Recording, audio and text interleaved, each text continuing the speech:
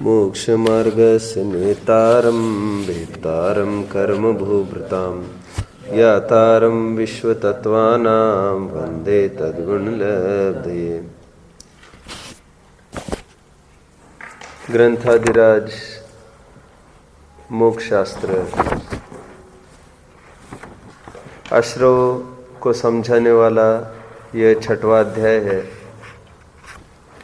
जिसमें आश्रव के क्या क्या कारण हो सकते हैं ये 5वें सूत्र में बताया गया। शिविर के दौरान सविस्तर रूप से 6वां और 7वां सूत्र देखा गया था। 8वां और 9वां सूत्र अभी हमको देखना है। आद्यम बहुत अच्छा सूत्र है, अच्छा उपयुक्त महत्वपूर्ण सूत्र है। आद्यम समरंभ समारंभ आरंभ योग कृत कारित अनुमत कषाय विशेषस त्रिश्चतुश्चैक्ष सूत्र है ये। देखिए अभी इस तरफ एक ग्रंथ रख देना। देखिए आद्यम, यहां पर एक शब्द आया है 8वां सूत्र। आद्यम मतलब पहले में, पहले में मतलब पूर्व सूत्र की अनुवृत्ति करो, पूर्व सूत्र की अनुवृत्ति करो। अधिकरणम जीवा जीवा, इसमें जीव और अजीव ऐसे 2 पद आए हैं अधिकरण के रूप में। इसमें अद्यम कहकर ये कहना चाहते हैं यहाँ पर जीव अधिकरण की चर्चा इस सूत्र में चलेगी। ठीक है। एक प्रश्न सहज ही खड़ा होता है। 9वां सूत्र देखिए। 9वें सूत्र में एक शब्द पड़ा है परम, मिल रहा है सबको। तो शंकाकार की क्या शंका होगी, कोई बताएगा? एनीवन, जल्दी। शंकाकार की यह शंका होनी जायज है। अधिकरण जीव और अजीव 2 ही होते हैं। जब 9वें सूत्र में परम ऐसा बोल दिया, परम मतलब बाद का, बाद का मतलब अजीव, अजीव अधिकरण को लेकर ये आश्रय होते हैं। 9वें सूत्र में आएंगे तो ये लॉजिकली बात बैठ जाती है कि 8वें सूत्र में बोलिए ये जीव अधिकरण की चर्चा है, इसमें आद्यम क्यों जोड़ा? उसका सीधा ये कहना है इन 2 सूत्रों में एक में आद्यम एक में परम ऐसा क्यों जोड़ा?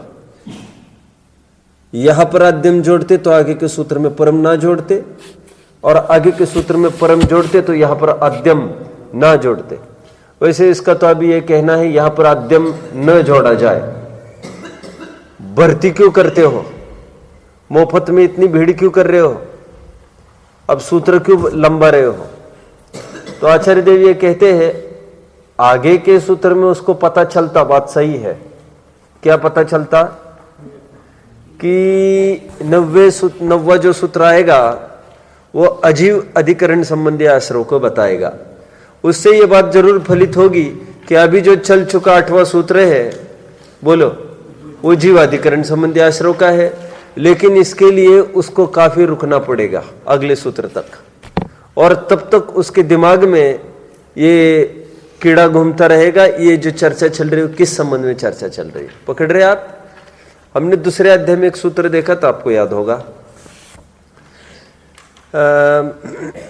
ऐसा कौन सा सूत्र था जिसको अर्थ समझने के लिए आगामी सूत्र का सहारा लेना पड़ रहा था? किसी को दिमाग में आ रहा है? भले ही अभी कह नहीं सकते, दिमाग में भी नहीं आ रहा है, मैं हिंट दूं थोड़ी। ये विग्रह गति संबंधी कोई सूत्र था। कौन सा था वो सूत्र?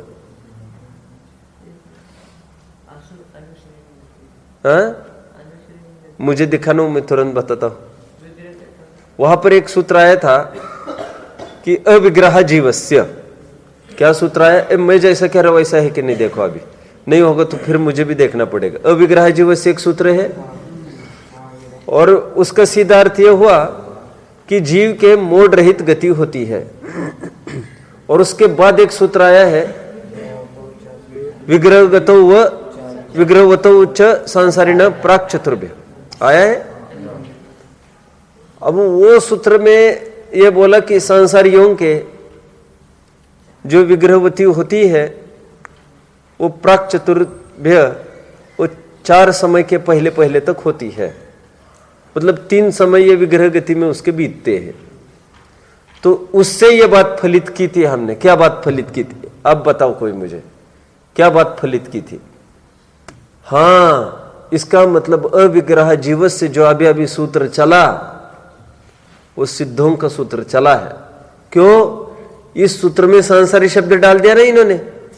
यह हमको कितनी दावपेच करनी पड़ रही थी इसके पीछे, तो कंफ्यूजन खड़ा हो गया था। क्योंकि अविग्रह जीवस्य ये सांसारिक जीवों की भी मोड़ रहित गति तो होती है विग्रह गति में, इसमें कौन मना कर सकता है।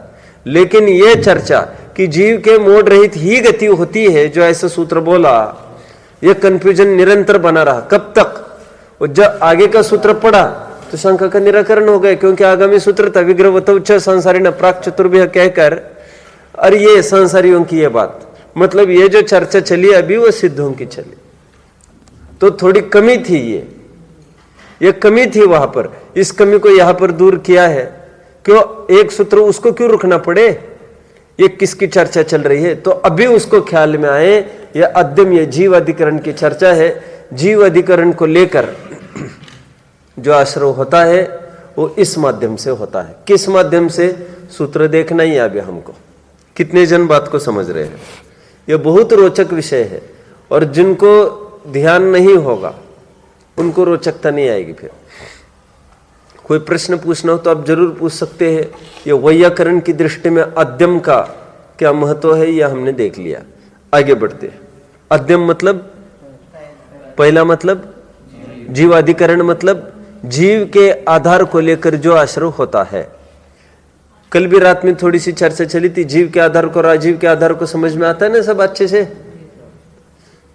जैसे मैं कई सारे अर्थ खोल सकता हूं इसके। कल तो सामान्य अर्थ क्या था? हाथी को मारना और हाथी के चित्र को फाड़ना। तो एक जीव के आधार से आश्रय हुआ और एक अजीव के आधार से आश्रय हुआ। ठीक है, तो अभी आगे बढ़ते हैं। तो जीव के आधार से क्या क्या आश्रय होते देखते हैं। अद्यम, समारंभ, समारंभ, आरंभ।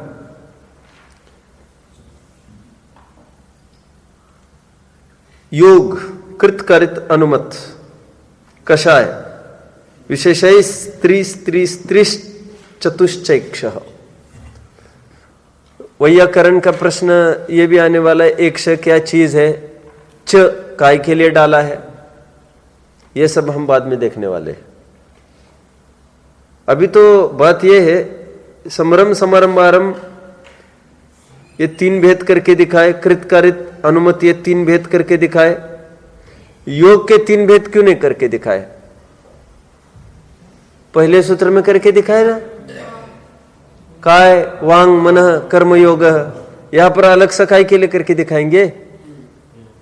और कषाय के लिए तुम रुको ना थोड़ा, और 1-2 अध्याय चलेंगे आगे तो वहां पर कषाय के भेद प्रभेद स्वयं आ जाएंगे। क्रोध, मान, माया, लोभ आदि। इसलिए वर्गीकरण इनका करना जरूरी था। कृतकारित, अनुमत और समारंभ, समारंभ, आरंभ।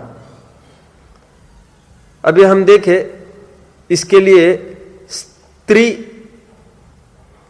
त्रि, त्रि, चतुः ऐसे अंक पड़े हैं आगे। इसको करस्पॉन्डिंगली इसको अर्थ लगा लो। समारंभ, समारंभ, आरंभ ऐसे 3, योग 3, कृतकारित, अनुमत 3, कषाय 4। एक क्षय शब्द कहीं तत्व और सूत्र में आया है? कहां पर आया है? एक क्षय कहीं आया है? सचित शित संवृत्ता, बोलो सूत्र पूरा। क्षेत्रा मिश्राश्चैक्ष आया है सूत्र। एक क्षय, ये एक क्षय किसके लिए रिप्रेजेंट करता है? कोई बताएगा मुझे? व्हाट डज एक क्षय स्टैंड फॉर? एक क्षय स्टैंड्स फॉर वहां के सूत्र में क्या अर्थ क्या था? सचित, सचित, शीत, संवृत्त, फिर क्षेत्रा, क्षेत्रा मतलब सचित के आगे अचित, ऑपोजिट, ऑपोजिट करते चलो, विलोम, सचित, अचित, शीत, उष्ण और संवृत्ता, विवृत्ता। फिर मिश्र, मिश्र, मिश्र भी लगाओ, सचित, अचित आदि आदि। एक शह के करिए कहा था, एक एक के साथ एक एक लगाते चलो। एक शह मतलब एक के साथ एक लगाते जाना। यहां पर एक शह का यह अर्थ बनेगा, अब एक के साथ एक मल्टीप्लाई करते जाओ, इतने प्रकार के भेद प्रभेद बनेंगे। समझ में आता है सबको? तो कुल मिला के कितने भेद बनते हैं इसके? शत आठ जु इम भेदंते अघ कीने परिच्छेदंते। परिच्छेदन मतलब मनन, परिच्छेदन, परिच्छेदन उदित, परिच्छेदन दिव्यांशु, रजत, परिच्छेदन चिन्मय, चिन्मय कहा गया, दूसरा चिन्मय, परिच्छेदन। आपका ध्यान नहीं है तो एकदम सिली क्वेश्चन है, सिली। और अब यहां पर 8वीं का बच्चा रहता ना, 8वीं का वो बच्चा बता देता, अच्छा होता रहता। तो परिच्छेदन, अर्पित, आदित्य, क्या बोल रहे? परिच्छेदन, ऐच, संयम, समकित। परिच्छेदन कोई नहीं बताएगा। अरे परिच्छेदन मतलब इस प्रसंग में भेद। शत आठ जु इमि भेदंते अघ कीने परिच्छेदंते। ये सब इतने इतने विधि से मैंने इतने सारे आश्रव किए। वहां पर क्या क्या बात कही है, कोई लाइन बताएगा? और ऊपर की, समरंभ समारंभ आरंभ मन वचतन कीने प्रारंभ कारित मोदन करके। ये यहां पर बोल रहे हैं और ये कह रहे एक श कहकर क्या कहना चाहते हैं? ये 108 भेद पढ़ेंगे। इसके कैसे पढ़ेंगे उसको हम देखते हैं। सबसे पहले आपको एक चीज पता होगी, बहुत जन पूछते हैं। अभी थोड़े दिन पहले एक विद्वान का फोन आया, मैं आपको थोड़ा बताता हूं, थोड़ी हंसी भी आएगी आपको, इसलिए बताना है। बोले 108 मुनि महाराजों के आगे क्यों लिखा जाता है 108? तो मैंने कहा और सागर क्यों लिखा जाता है? ये 2 प्रश्न थे उसके। तो मैंने उसको बता दिया कि सागर इव गंभीरा, सागर के समान गंभीर है, गुणों की खान है। और खूब सारे हेतु दिए उसको सागर के। जिस प्रकार सागर में कभी बाढ़ नहीं आती, ना कभी सूखता है, नदियां उसमें मिले न मिले वो अप्रभावित बना रहता है। और गोताखोर उसमें गोते लगा लगा कर चाहे तल में जा जाकर वे मोतियों को लेके आ सकते हैं।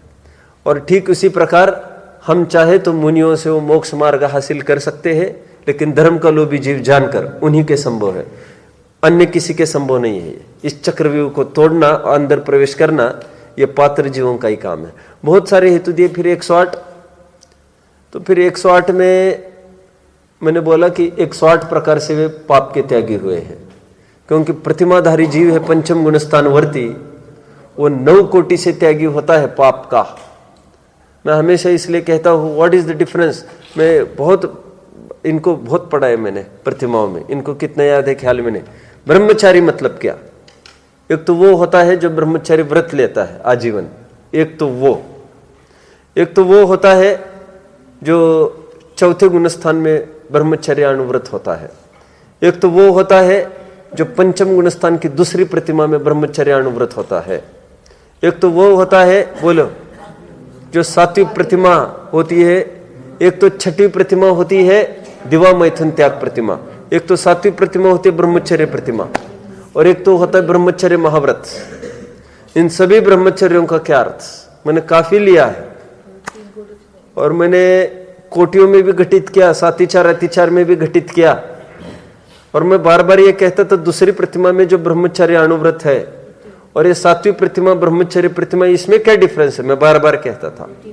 तो मैं ये कहता था कि अणुव्रती है जो ब्रह्मचर्य प्रतिमा वाला, सॉरी ब्रह्मचर्य अणुव्रत वाला, दूसरी प्रतिमा वाला, वो अपनी बीवी अपने लड़का लड़की की शादी में जाएगा, अपनी बीवी की शादी में जाएगा, ये कैसे कह दिया मैंने, अपने लड़का लड़की की शादी में जाएगा, लेकिन अत्यंत मजबूरी वशात। तब याद आ रहा है आपको, मैंने कुछ छंद भी काफी बताए थे अन्य अन्य ग्रंथों के। तब मैंने बताया था यदि बड़ा भाई कोई घर में देखने वाला हो और सबके भरोसे यदि काम टल सकता है, बिल्कुल शादी में नहीं जाएगा। और शब्द पड़ा रत्नकरण सावकाचार में अन्य विवाह करने, वहां पर अन्य विवाह का मैंने अर्थ खोला था, आपको भी लिया था मैंने 10वीं वालों में रत्नकरण सावकाचार में। फिर जब सात्विक प्रतिमा आई तो मैंने कहा था कि दूसरी प्रतिमा वाला स्वस्थ के साथ तो भोग करेगा खेद बुद्धिपूर्वक, और उसमें भी उत्तरोत्तर घटते क्रम में काम तीव्र अभिनिवेशा, तीव्र काम उसको कभी नहीं होगा, उतरता हुआ काम होगा अपनी पत्नी के प्रति। और सात्विक प्रतिमा में आएगा भाई बहन जैसे रह रहे हैं, बिल्कुल भाई और बहन, इनको छूते हुए भी नहीं देख सकते आप एक दूसरों को, समझ में आ रहा है। तो बस घर में रहेंगे और कोई संकट आया, कुछ आया, विरोधी हिंसा, उसको लेकर होगा, पैसा आदान प्रदान ये तो होगा अभी।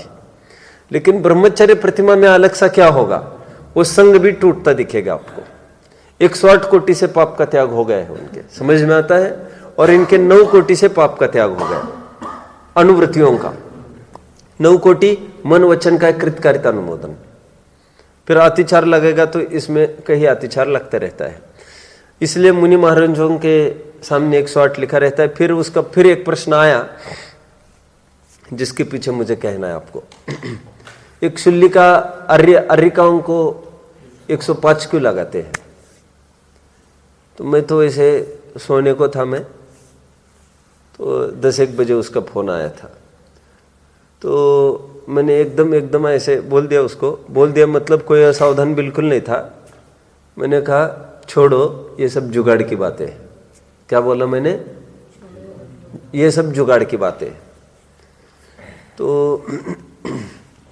वो बोला मतलब वो उतना अध्ययन नहीं होगा उसका। तो फिर मैंने कहा 12 व्रत, 11 प्रतिमाएं, 8 मूल गुण आदि आदि करके जुगाड़ है ये 105 का, छोड़ो इस बात को। तो फिर मैंने बंद कर दिया मतलब वो फोन पर बात कर मैं लेट गया तो उसका दूसरा दिन मैसेज आ गया। क्या मैसेज आया होगा उसका? तो मैसेज आया उसका 105 का गिनती कैसे करना, तो उन्होंने पूरा लिख भेजा, उसको कहीं मिला होगा। मैंने माथे पर हाथ रखकर, वो ये मैं थोड़ी नहीं बता सकता था, ऐसा थोड़ी ना था 105 की गिनती, लेकिन ये सब जुगाड़ की गिनती है। जुगाड़ की क्यों? ये मैनिपुलेट कर करके जोड़ी गई फिगर है, जैसे तैसे 105 की भर्ती की है। क्यों? उसमें 105 में एक उन्होंने वर्णन किया है, दिन में 1 बार भोजन। क्या लिया है? तो मेरी फिर बात हुई तो मैंने कहा वो तुमने मुझे क्यों मैसेज भेजा? आज तक उसने मुझे ऐसे कभी नहीं किया था। वो पूछता है, उसको ये लगा मुझे पता नहीं होगा। मैंने कहा ये मुझे पता है, और किसी ने नहीं, धर्मभूषण महाराज थे ना अभी उनके वहाँ से परंपरा से वो आया और 105 की जुगाड़ है अपने सामने। इसके पास ना कभी लगता था ना कोई औचित भी है इसका। और 108 में से भी 3 घटा कर कुछ होते होंगे, ऐसा भी नहीं, उस 108 के 105 का कोई संबंधी नहीं। तो मैंने कहा जो 105 की जुगाड़ है वो केवल जुगाड़ है, ये मैंने कहा था तुमको? उन्होंने कहा हाँ। मैंने कहा ये 105 ये कहीं बोल मत देना। क्यों? यदि कोई स्वाध्यायी होगा तो पकड़ लेगा। दिन में 1 बार भोजन जो लिखा है ना, इसमें क्या बात है, कोई बताएगा? तुमने इसमें गुण में डाल दिया दिन में 1 बार भोजन। अभी देखो इसमें ये है तकलीफ, बोलो। 11वीं प्रतिमा वाला पुरुषोद उपवास प्रतिमा का पालन तो करेगा ही। 11 प्रतिमा तुम बोल ही रहे हो, अष्टमी 14 के उसके उपवास का नियम है, मुनियों के ऐसा नहीं है। मुनियों को तो दिन में एक बार भोजन, वो तो गुण है उनका, ऐसा इनका थोड़ी ना गुण समावेश कर सकते हैं। क्यों? वो नहीं है उनका ऐसा। अष्टमी चौदस को उनको उपवास रखना पड़ेगा। 11वीं प्रतिमा वालों को नियम है, मुनियों को नियम नहीं है। क्यों? 11वीं प्रतिमा वाले वो पहली 10 प्रतिमाएं पलनी चाहिए उनकी, ये नियम है। और मुनियों को कोई नियम नहीं है ऐसा। मैंने कहा ये जुगाड़ है टोटली। ये माला होते ना, जप माला, उसमें भी कितने होते हैं मोती? 108। वो भी इसीलिए होते हैं कि हमको इतने प्रकार से पाप का त्याग करना है, ये बना रहे ज्ञान में। और कायोत्सर्ग भी जो होते हैं, वो कायोत्सर्ग भी 324 श्वासोच्छ्वास प्रमाण जो बोले जाते हैं, बड़े बड़े कायोत्सर्ग, तो वो एक जपमाल प्रमाण हो ही गए ना। 324 श्वासोच्छ्वास मतलब क्या? अरे 1 नमोकार मंत्र 3 श्वासोच्छ्वास प्रमाण है कि नहीं है? तो बड़े कायोत्सर्ग जो बोले जाते हैं ना, आपको अच्छा मुनि उनको ले रहा हूं मैं, उनको पूरा मुनि स्वरूप लिया मैंने, 40 आवर्स में कंप्लीट किया कल। कायोत्सर्ग के अनेक अनेक भेद प्रभेद करके दिखाए। तो किस तरह का कायोत्सर्ग कहाँ लेना? स्वाध्याय के पहले, स्वाध्याय के बाद में, ये 25 उच्छ्वास मात्र कायोत्सर्ग करना कहा। भोजन के पहले बाद में 25 उच्छ्वास मात्र, फिर कहीं 27 उच्छ्वास मात्र, ऐसा आया है।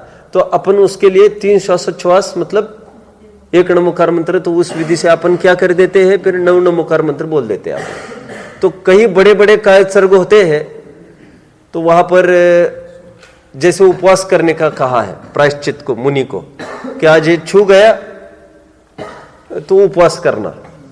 कोई तकलीफ हुई होगी, चांडाल छू गया मान के चलो, तो उस दिन उपवास का नियम है इनके, उपवास करना। और एक बड़ा कायोत्सर्ग करेंगे ये 324। नहीं, उपवास यदि बस की नहीं हो उनके, क्या क्या कहा मैंने, ऐसा ऑप्शनल है, प्रायश्चित ग्रंथों में ऑप्शनल दे रखे हर जगह। यदि उपवास करने की ताकत नहीं हो तो कोई बात नहीं, तुम कायोत्सर्ग कर लेना, वो बड़ा कायोत्सर्ग होगा। एक जपमाल अपन करते ना, एक जपमाल तो बहुत जल्दी जल्दी कर लेते अपन, 324 उच्छ्वास मात्र, एक उच्छ्वास हो गया। ऐसा 324 बार, मतलब कितना होएगा मालूम? एक अपन लगाओ कितने मिनट होते होंगे एक उच्छ्वास में? चलो जो मिनट तो क्या होंगे, उसको तो करना पड़ेगा सेक्शन सब पूरा छोड़ो। स्वस्थ आदमी की कितने श्वासोच्छ्वास होते हैं कहा है उन्होंने एक अंतर मुहूर्त में, वो सब लगा लेना। अभी तो मुझे तो इतना ही कहना है कि बड़ा उपवास के लिए सब्स्टिट्यूट उन्होंने दे रखा है। आप यदि उपवास नहीं कर सकते हैं तो उनके लिए 324 श्वासोच्छ्वास प्रमाण कायोत्सर्ग उनको करना है। तो इन बहुत महत्व है इसका।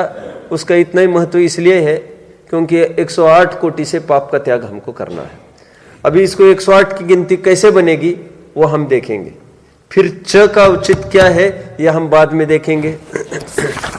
108 की गिनती कैसे होगी मैं थोड़ी आपको बताता हूं। आप एक काम कर लीजिए, आप 4 कॉलम लिख लीजिए। मैं आपको हिंट बताता हूं ये कैसे गिनती होगी। अभी वैसे मुझे एक जन ने पूछा, अभी पिछले वे अप्रैल में आए थे यहाँ पर, एक विद्वान आए थे बड़े तारण समाज के। तो उन्होंने मुझे बात की, बोले पंडित जी, प्रवचन होने के बाद बोले कि आप बताएंगे, मुझे 10वां बोल के दिखाए। किस चीज का? 108 कोटि से पाप का त्याग, 10वां बोल। बोले 25वां बोल, बोलिए। मैंने कहा ये क्या पूछ रहा है ऐसा? तो बहुत बड़े विद्वान है वे, और धवल वगैरह का निरंतर अध्ययन करते रहते हैं, सब पढ़ते हैं, सब व्यक्तिगत अध्ययन करते बोले। तो फिर वो बोले आपको नहीं आ रहा है ना? मैंने कहा नहीं, ऐसा नहीं आता है। बोले अभी धवल में मुझे एक बात मिली, बोले पूछो और फटाफट अपन बोल बता सकते हैं उस नंबर का। 25 होगा तो बराबर यही बोल निकलेगा, बोले ऐसा। फिर उन्होंने मुझे करवर के दिखाया कुछ, मैंने एक तरफ कर दिया उसको, ज्यादा मुझे उसमें कुछ नहीं लगा। अब मैं आपको थीम बताता हूं, ये कैसे 108 के भेद बनते हैं। 2500 कौन सा बनेगा, 50 कौन सा बनेगा, इतनी खाई के लिए करना है अपने को उसमें। लेकिन आपको एक मोटा मोटा मैं हिंट देता हूं ये कैसे बनता है। आप लिखिए पहले कॉलम में समरंभ आदि 3। अपन को 108 नहीं बनाने हैं, मैं तो एक क्लू दूंगा आपको। समरंभ आदि 3, सेकंड कॉलम 4 कॉलम बनेंगे। सेकंड कॉलम काय आदि 3, तीसरा कॉलम बनेगा कृत आदि 3। कृत मतलब कृत कारित अनुमोदन। अभी सबके अर्थ भी मैं करता हूं पहले और फिर देखेंगे। चौथा कॉलम बनेगा क्रोध आदि 4। ठीक है, ये 4 कॉलम बनाओ, फिर मैं अभी एक एक बात आपको बताऊंगा। पहले शब्दशः अर्थ बताता हूं मैं सबके, ठीक है। फिर अपन इनके कैसे भेद प्रभेद होंगे, परिच्छेदन इनके कैसे परिच्छेद होगा वो अपन देख लेंगे। क्या है परिच्छेद मतलब, समझ में आता है ना? अरे छेद मतलब होता है खंड, भाग, विभाजन। तो परिच्छेद का अर्थ यहां पर भेद प्रभेद। नहीं समझे? और उसका अर्थ कर रहा हूं मैं। अभी एक एक का अर्थ देखते हैं हम। समरम, समारंभ, आरंभ, तीनों का अर्थ कोई मुझे बताएगा? समरम, समारंभ, आरंभ, कोई नहीं? अरे हाँ बोलो आयुष। समरम, समारंभ, आरंभ। जो कार्य प्रारंभ करना है उसकी सोच विचार करना। समारंभ माने उस कार्य के जो मतलब चीजें रॉ मटेरियल इकट्ठे होंगे वो रॉ मटेरियल इकट्ठे करना। और आरंभ माने उस कार्य को प्रारंभ करना। बिल्कुल शास्त्रीय शब्दों में वर्ड टू वर्ड, ना कम ना ज्यादा इन्होंने बताया है। समरंभ मतलब कोई कार्य का विकल्प करना। मैं कल ये दाल बनाऊंगा, विचार किया, समरंभ। कल मेहमान आने वाले हैं, कल ये बन जाएगा, समरंभ किया आपने। अब ये मत सोचना हमने कुछ नहीं किया, ठीक है। मुनि को तो नेचुरली ये भी कभी विकल्प होने का सवाल भी खड़ा नहीं होता है। मैं ऐसा करूंगा, ऐसा भी विकल्प नहीं है उनको कुछ। समरंभ, समारंभ, सामग्री जोड़ना। सामग्री जोड़ना मतलब वो दाल अभी डिब्बे में भर भर के रख देना। अभी पकाने का तो सवाल ही नहीं, कल बनाना है तो। लेकिन अभी कल सुबह सुबह टाइम नहीं रहता है, फिर सीधा वो अभी बिन चुन कर रख देंगे सब और डब्बे में ढक ढक कर, और कल सीधा इसको पानी डाल के धोएंगे और फटाफट कुकर में चढ़ा देंगे। सामग्री जोड़ना समारंभ। आरंभ एक्चुअली करने को होना, इसको कहेंगे आरंभ। ये समरंभ, समारंभ, आरंभ, ये 3 बातें हो गई। कृत कारित अनुमोदन तो सब समझते ही है, करना, कराना और होते हुए की अनुमोदना करना। समझ में आता है? बुंदेलखंड में तो बहुत तकलीफ है, हिंदी बोलना ही नहीं जानते लोग। तो मैं काम करा दूं आपका, क्या पूछते हैं? मैं बर्तन मंजा दूं, मैं कपड़े धुला दूं। किससे धुलाओगे? नहीं, मैं अरे मैं धोऊं क्या, ऐसा पूछो। समझते हैं? कराना तो सेकंड पर्सन से होता है। मैं करा दूं भैया, मैं करा दूं, ऐसा ही बात करते हुए लोग। मैं करूं ऐसा बोलते नहीं है, ऐसे ही करते हैं ना, ऐसे ही बोलते हैं। अब वहीं पर रहते हो कि बुंदेलखंड में आता है कि आपका पार्ट, वहां पर ऐसी भाषा चलती है। मैं करा दूं आपका, करा दूं मतलब मैं नहीं करूंगा, मैं किसी और को बोलूंगा, यह अर्थ है उसका। तुम किससे कराओगे? नहीं मैं करूंगा बोलो ना, फिर नहीं मैं ही कराऊंगा। अरे किससे कराओगे? अरे मैं ही। अरे कराऊंगा बोल रहे हैं और मैं ही बोल रहे। मैं बोलना हो तो करूंगा बोलो, और किसी और से स्वयं कराओगे बाय थर्ड पर्सन, उसमें करण एक कारक बढ़ जाएगा। इसमें कर्ता कर्म में सीमित रहेगी, और कराने में एक करण वो एक बढ़ने वाला है कारक। और अनुमोदन में हमने किसी को कहा ना कुछ किया, हींग लगे ना फिटकरी, रंग चौखा ही चौखा, जो चाहते थे अपने आप हो गया, ले लो कर लो मजा। अनुमोदन कर लिया हमने उसका। हमने ना अप्लाई किया, एक अंश गया था अप्लाई करने कि हमको छुट्टी दे दो, हम ना वहां पर बीच में थे, कौन फंसे अपन, वो हाँ हो गई है, अच्छा हो गया, बढ़िया हो गया, एंजॉय करो आगे। मैंने तो एक अंश का वैसे नाम ले लिया। समझ में आता है? इसको कहेंगे अनुमोदन। पुण्य में हो, पाप में हो, एनी जगह हो, ठीक है। तो कृतकार्यता तो अनुमोदन मन वचन काय, ये तो आप समझते ही हो। काय से करना, वचन से बोलना, मैं करूंगा ना, और काय से ही करना, वचन काय, और मन में विचार करना ऐसा। और क्रोध आदि के वश होकर करना, मान के वश होकर करना, माया के वश होना, या लोभ के वशीभूत होकर करना। जैसे अभी अभी चर्चा चल रही थी, मैं हेल्प करा देता हूं, तो क्रोध के वश, के मान के वश, की माया के वश, की लोभ के वश, तुमको पढ़ने मिलता है ना उनसे बहुत सारा, ये लोभ वशात कर रहे हो काम। समझ रहे आप सब? नहीं, आदर है, ये भक्ति है हमारा, नहीं ये लोभ के दायरे में चला जाएगा। ठीक है, अभी इसके 108 भेद कैसे बनेंगे हम देखते हैं। ये अर्थ मैंने बता दिया, समरम समारंभ आरंभ आदि आदि का। इसके ऐसे भेद बनेंगे, देखिए ऊपर लिख ले एक कॉलम, अभी नीचे लिख लीजिए समरम आदि 3, एज इट इज समरम आदि 3, काय आदि 3, कृत आदि 3, बस इतना करके स्टॉप करो। फिर लिखो क्रोध।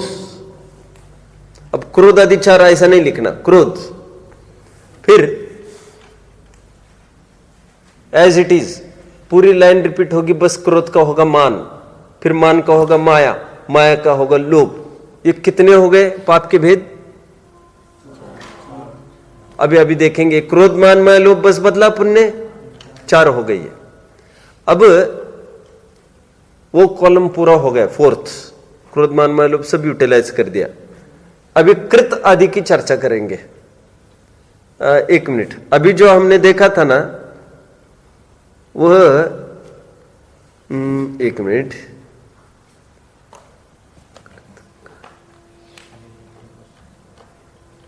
कृत आदि 3 जो लिखा है ना आपने, ऐसा मत करो आप, कृत बस लिखकर छोड़ दो, कृत।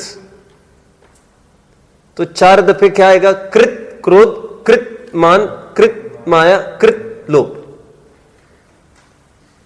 चलना है। अभी क्या आएगा? ये 4 का एक सेट हुआ, आगे का सेट क्या आएगा? कृत को हटा दो, अब कारित को लो, और कारित क्रोध, कारित मान, कारित माया, कारित लोभ। कितने हो गए? 8। अब अनुमत, अनुमत मतलब अनुमोदन, अनुमत, उसके मत के अनुसार हमारा मत है, अनुसरण करके, मत को अनुसरण करके, अकॉर्डिंग टू हिज ओपिनियन। तो ये, तो फिर अभी क्या आएगा? अनुमत क्रोध मान माया लोभ करेंगे, कितने हो गए? 12 हो गए। अब बस, अब ये काय संबंधित है सब 12 भेद। कितने किस संबंधी है? काय संबंधी। ऐसे ही वचन और ऐसे ही मन, कितने हो गए कुल? 36। ये सब समरम संबंधित है। तो ऐसे ही समारंभ संबंधी और ऐसे ही आरंभ संबंधी, कितने हो गए? 36 × 3 108। कितने जन पकड़ रहे बात को? तो अभी यहां पर संभ्रम आदि 3 जो लिखा था ना आपने, उसको संभ्रम ही बस करना पड़ेगा आपको, क्योंकि एक तो एक डेमो कर रहे हैं ना अभी अपन, एक स्पेसिमेन के लिए सैंपल टेस्टिंग चल रहा है। तो आप चार्ट जो बना है आपका 36 का, उसमें संभ्रम ही बने रहने दीजिए। और यदि 12 का चार्ट बना है तो संभ्रम रहने दीजिए और काय इतना रहने दीजिए। काय आदि 3 हटा दो, काय बस। तो ये जो 12 भेद बन गए आपके, फिर इसी प्रकार वचन और काय संबंधी भी 12-12, इस प्रकार 36, और 36 के और समरम जैसे ही समारंभ आरंभ, इस प्रकार 108। कितने जन बात को पकड़ रहे हैं? सभी जन पकड़ रहे हैं। कितने जन ने नोट्स नहीं लाई? Divyansh, you are really useless. कौन कौन है ऐसा? क्यों आदित्य भाई, क्या बात है? हाँ?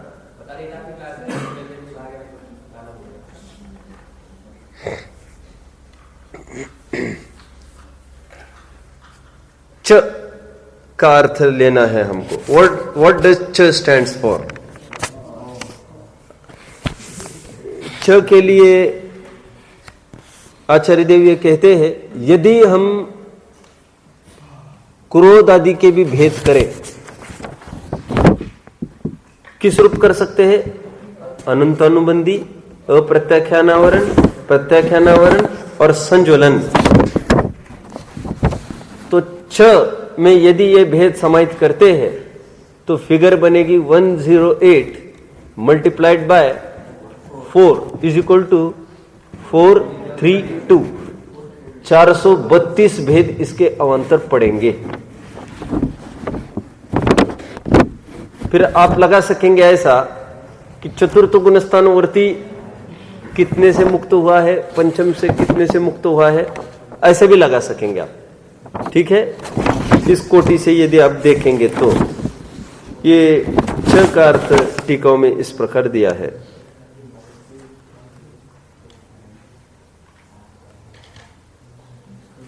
चलिए आगे बढ़ते हैं।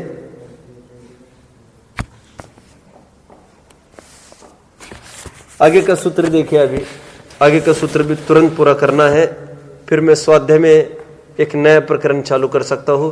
ज्ञानावरण आदि कर्मों के आश्रय के कारण के जो सेट है वो 8 कर्मों के आश्रय का, उसको देख सकते हैं अपन। ये देखिए, निर्वर्तना, निक्षेप, संयोग, निसर्गा, द्वि, चतुर, द्वि, त्रि, भेदाहा, परम। एक शब्द जिसकी चर्चा हमने पूर्व सूत्र में करी, बोलो परम। परम कहकर परिशेष न्याय से, कौन सा न्याय कहते हैं इसको? जहां पर मेघ है वहां पर वृष्टि है। इसमें क्या बात फलित हुई? इसमें क्या बात फलित हुई? जहां मेघ नहीं है वहां पर वृष्टि नहीं होगी। सेकंड बात कहने की आवश्यकता पड़ती नहीं है, स्थूल उदाहरण है, जरूरी नहीं मेघ हो वहां पर वृष्टि हो। मुझे क्या कहना है, एक बात कहने में दूसरी फलित होती है। अहिंसा धर्म है, बोलो हिंसा अधर्म है। तो शंकाकार की यह शंका है कि यहां पर परम जो लगाया है, जरूर परम का दूसरा कोई अर्थ निकलता होगा। क्योंकि परम ऐसे क्यों कहते हैं? ये अजीव अधिकरण की चर्चा ये तो समझ गए थे, पूर्व ही सूत्र में समझे थे। तो परम का अर्थ या तो उसको कहना है उत्कृष्ट कहना हो। परम, परम का अर्थ उत्कृष्ट होता है ना। परम के 2 अर्थ होते हैं, तज्जेति परम ज्योति। परम उत्कृष्ट, और एक परम पर को, पर संबंधी। तो यहां पर उसको कहना है कि परम का अर्थ उत्कृष्ट। तो आचार्य देव कहते हैं कि अजीव अधिकरण उत्कृष्ट और जीव अधिकरण निकृष्ट, इसका क्या सेंस निकल रहा है? तो परम का अर्थ उत्कृष्ट ऐसा नहीं लेना यहां पे। फिर उसका यह कहना है कि परम का अर्थ इष्ट। तो कहते परम का अर्थ इष्ट भी यहां पर कहां संभव है वो अर्थ? अपने को कहीं ये इष्ट है या अनिष्ट है, ऐसे इष्ट अनिष्टपने का भी कोई भेद नहीं चल रहा है। यहां पर तो यही अर्थ संभव है। और फिर यदि शंकाकार तीसरी शंका करे, परम का अर्थ दूसरा कोई और, तो आचार्य देव कहते दूसरा और कौन दिख रहा है तुमको? जीव अजीव अधिकरण ये 2 ही तो होते हैं, और तीसरा क्या होता है जो और कहे? तो तीनों अर्थ संभवित नहीं है। तो परम का तो इतना ही अर्थ है, वे कह रहे हैं कि जो परिशेष न्याय से बन रहा था उसको और दृढ़तर होवे वो प्रकरण, इसके लिए अजीव अधिकरण के लिए हमने परम जोड़ दिया है। अब क्या है इसका अर्थ हम देखते हैं। इसका भी करस्पॉन्डिंगली अर्थ लगा दो। निवर्तना कितनी? 2। निक्षेप, वे निक्षेप नहीं है ये 4, ये दूसरे निक्षेप है। संयोग 2, निसर्ग 3। इनसे अजीवाधिकरण संबंधी आश्रय होता है। क्या होता है देखते हैं। निर्वर्तना 2 प्रकार की, आप ब्रांचिंग करके फटाफट बना लो, 5-7 मिनट ही है बस अपने पास। निर्वर्तना 2 प्रकार के, एक मूल गुण, एक उत्तर गुण। मूल गुण निर्वर्तना मतलब शरीर के दुष्प्रयोग से कार्य पाप आदि होना, आश्रय होना, उसको कहेंगे मूल गुण निर्वर्तना। और उत्तर गुण निर्वर्तना बाह्य उपकरण के को आधार लेकर आश्रय होना, ये उत्तर गुण निर्वर्तना है। तो दोनों अजीव, शरीर भी तो अजीव ही तो है। तो इन्होंने ऐसे तो उदाहरण दिए यहां पर, जैसे विद्वान का फोटो बनना कागज पर, वो उत्तर गुण निर्वर्तना में ले लिया बस, आश्रय का कारण है ऐसे ले लिया। अजीवाधिकरण मैंने काफी लिया है। अब बच्चों को फोटो आदि कुछ भी बनेगा तो उसको वो हो गई, तकलीफ तो होगी, उसकी आश्रय तो होगा। ये निर्वर्तना के दो भेद बनेंगे, मूल गुण और उत्तर गुण। आगे बढ़ते हैं।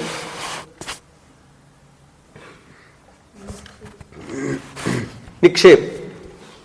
निक्षेप 4 प्रकार का है, जल्दी जल्दी लिखो आप। निक्षेप मतलब वैसे तो रखना होता है, ये आप सब जानते हैं। रखने में किस प्रकार वो गड़बड़ी करता है, जिसको लेकर उसको आश्रय होता है, उसकी चर्चा है। लिखो अप्रत्यवेक्षित। अप्रत्यवेक्षित पूरा बनेगा अप्रत्यवेक्षित निक्षेपाधिकरण। अब तो अप्रत्यवेक्षित लिखो, बिना देखे जमीन पर कोई चीज रख देना। नेक्स्ट दुष्प्रमृष्ट। दुष्प्रमृष्ट मतलब जोर से रख देना। गुस्सा आदि कुछ आया हो तो जोर से पटक दी, जैसे पटक दी। दुष्प्रमृष्ट। दुष्प्रमृष्ट का अर्थ क्या करेंगे, कोई बताएगा? दुह बुरी तरह से, मृष्ट मतलब परिमार्जित किया हुआ। तो बुरी तरह से परिमार्जित मतलब यहां पर तो लाकर पटक दिया बस। ये सब परिमार्जन संबंधी विषय, वस्तु को रखने के काल में परिमार्जन जैसा होना चाहिए वैसा नहीं हुआ, उस संबंधी है। फिर किस रूप से हुआ, आधा अधूरा हुआ, गलती से हुआ, ये संबंधी गलतियां यहां पर बता रहे हैं। दुष्प्रमृष्ट जोर से कोई चीज पटक देना, गुस्से में आकर, आदि आदि। फिर आगे तीसरा निक्षेप, सहसा निक्षेप। सहसा निक्षेप जल्दबाजी में कोई चीज उठाना रखना। अभी जोर से था और अभी जल्दबाजी की बात है। पकड़ रहे ना, फर्क दोनों में पकड़ रहे।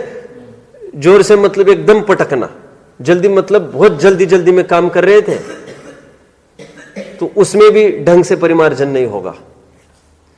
ये मुनियों को भी लागू होगा, श्रावकों को भी लागू होगा। हम जो कहते हैं ना, हम बहुत फटाफट काम करते, बहुत फटाफट काम करते हैं, तो उसमें यह आश्रय लगने की बहुत संभावना है। इवन मल मूत्र क्षेपण में भी यदि जल्दबाजी करें तो बस उनको वो लगेगा ये दोष। वो क्या आपकी तकलीफ वो नहीं समझते, और अनायास कोई आपत्ति आई हो तो वो बात दूसरी है। उसमें भी पहले परिमार्जन होगा, काय उत्सर्ग होगा, कितने धैर्य से काम होगा वो। चौथा अनाभोग निक्षेप।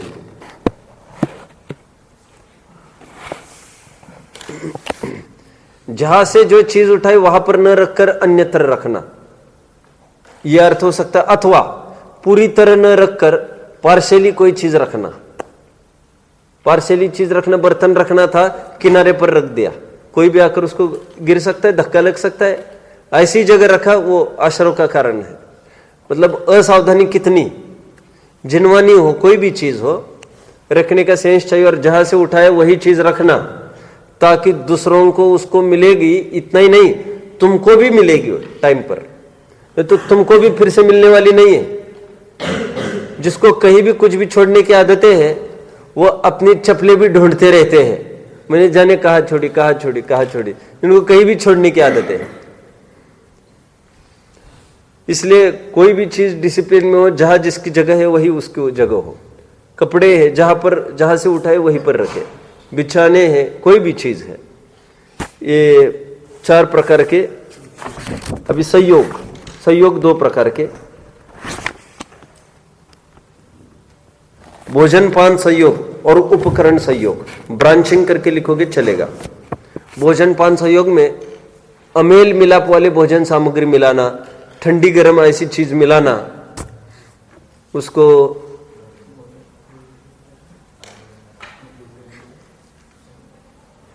भोजन पान संयोग कहेंगे।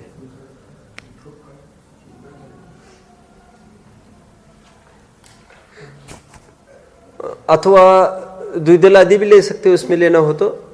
ये तो लेंगे ही, इसमें ठंडा गर्म आदि आदि सब जो अनुचित हो उसको मिक्स नहीं करें।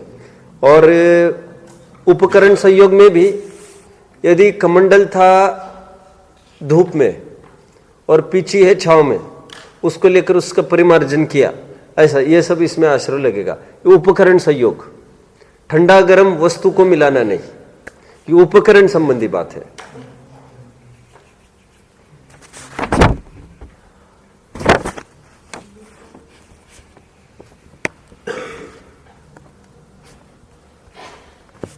यहां पर ऐसा तक लिखा जैसे धार्मिक ग्रंथ पर चश्मा आदि रखना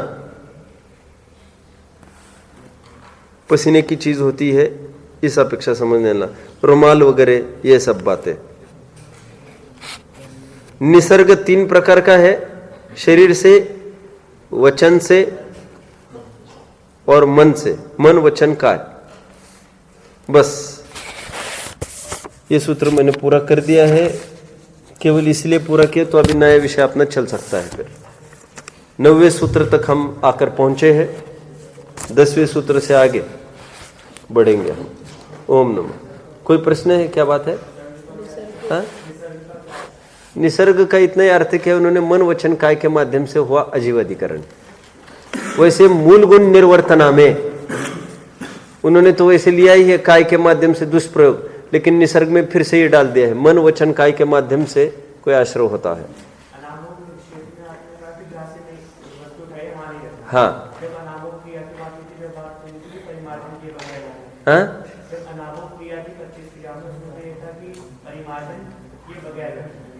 हाँ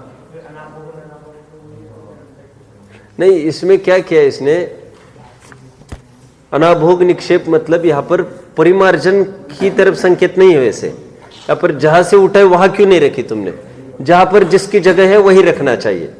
दूसरों को भी सावधान होता है, सुलभता होती है मिलने की, तुम्हें भी सुलभता से मिलेगा, समय बचेगा, एनर्जी बचेगी। वह माइंड के अस्थिरता का लक्षण है। ये क्या नहीं, डिसिप्लिन लाइफ नहीं होना, इससे आश्रय होता है। और वो जो 25 भेदों में भी एक आया था ना, क्या नाम था उसका, अनाभोग क्रिया, तो वहां पर भी था। तो वहां पर तो परिमार्जन किए बिना रखना सामान्य बात थी वहां पर, यहाँ पर तो विस्तार 4 प्रकार से कर रहे हैं। ओम नमः।